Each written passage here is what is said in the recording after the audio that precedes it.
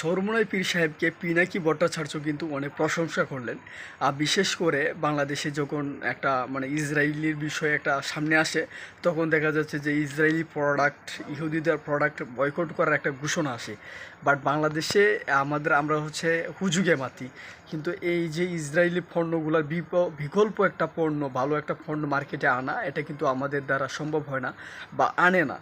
সম্ভব হয়ে থাকলেও এদিকে চিন্তা করে না। এই ক্ষেত্রে কী হয়, সবশেষে দেখা যাচ্ছে মানুষ কিছুদিন পরে এটা ভুলে যায়, এরপরে হচ্ছে ইসরায়েলি পণ্যগুলোই ইউজ করে। এই ক্ষেত্রে পিনাকি ভট্টাচার্য চরমোনাই পীর সাহেবকে হচ্ছে অনেক প্রশংসা করলেন।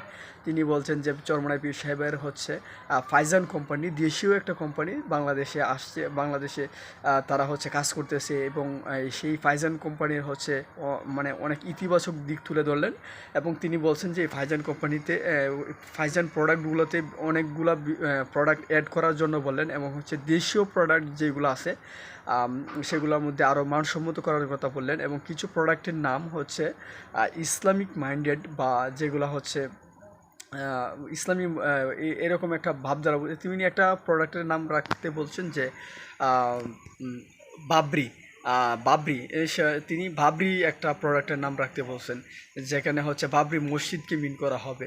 তো এইভাবে তিনি হচ্ছে দেশীয় যারা পণ্য উৎপাদন করতেছেন তাদেরকে উৎসাহিত করতেছেন। বিশেষভাবে ফাইজান কোম্পানি, শাইখে চরমোনাইয়ের ওনার হচ্ছে বিশেষ প্রশংসা করছেন। তো আসলে আমারও কথা হচ্ছে, যারা মানে দেশীয় পণ্য বেশি বেশি উৎপাদন করা হোক, তাহলে হচ্ছে আমরা মানে বিকল্প হিসাবে আমরা এগুলো নিতে পারবো।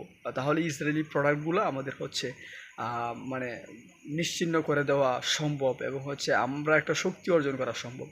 ধন্যবাদ শাইখে চরমোনাইকে, তিনি হচ্ছে পীর হয়েও একজন হচ্ছেন ব্যবসায়ী। ধন্যবাদ।